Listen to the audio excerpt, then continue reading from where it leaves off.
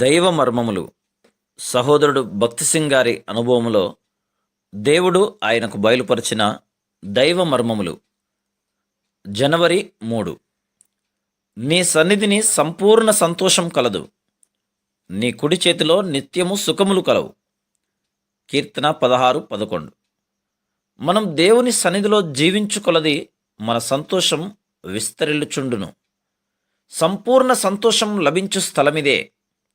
తమ పేర్లు జీవగ్రంథమందు రాయబడి ఉన్నవని సాక్ష్యమియ్యగల అనేకులు కలరు. అయితే దేవుని సన్నిధిలో సదా జీవించుచున్నామని మాత్రం వారు చెప్పజాలరు. దేవుని బిడ్డలతో నివసించుట సాధ్యమే, వారితో కూడి ఆరాధించుట సాధ్యమే. అయితే ప్రభువుతో లేశమాత్రమేనను సంబంధం లేకుండవచ్చును. ప్రార్థన కూటంలో కూర్చుండవచ్చును, అయినను ప్రభు సాన్నిధ్యమును ఎరగకుండవచ్చును. ఆయన సహవాసమందు ఉండున్నది లేనిది కూడా తెలియక ఉండవచ్చును. ఆయన సన్నిధి గుర్తింపు నీకు లేని ఎడల నీకు సంపూర్ణ సంతోషం లేదు. దీనికి అనేక కారణములు ఉండవచ్చు. నీ స్వంత తప్పు కూడా అయి ఉండవచ్చు.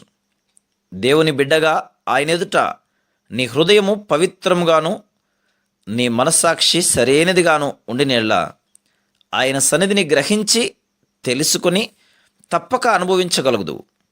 ప్రేమగల సజీవుడైన దేవుడు తన సన్నిధి యందు జీవించు రహస్యమేమిటో తన ప్రజలు తెలుసుకునవలనని ఉద్దేశించి ఉన్నాడు. గనుక నీవది తెలుసుకునవలనన్నదియే మా ప్రార్థన. Praise the lord.